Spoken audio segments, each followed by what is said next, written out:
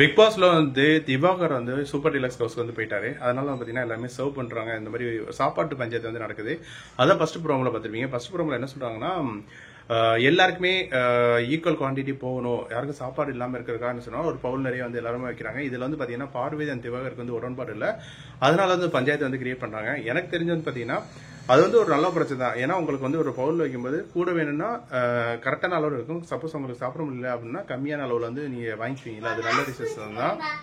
திவாகருக்கும் பாரதிக்கும் வந்து அந்த பவுல் வைக்கிறது வந்து பாத்தீங்கன்னா உடன்பாடு இல்லை. இப்ப என்ன ஃபர்ஸ்ட் ப்ரோமோல என்ன பிரச்சனை, எல்லாரும் சாப்பாடு பரிமாறுறாங்க. பரிமாறும்போது அந்த பவுல்ல வைக்கிறத வந்து நீங்க என்ன இப்படி வைக்கிறீங்க அப்படின்னு சொல்லி பவுல்ல வைக்காதீங்க, நம்ம வந்து அது வந்து எனக்கு பிடிக்கல அப்படின்னு சொல்றாங்க. சபரிக்கு வந்து கோபமாயிருது. சபரி என்ன சொல்றாருன்னா, இன்னும் 7 பேர் சாப்பிடணும், அதுக்கு வந்து இப்படி பவுல் வைக்காம எப்படி வர முடியும், நீங்க எல்லாம் கூட சாப்பிட்டீங்கன்னா மத்தவங்க என்ன பண்றது, 7 பேர் சாப்பிடலாம் போயிடும்.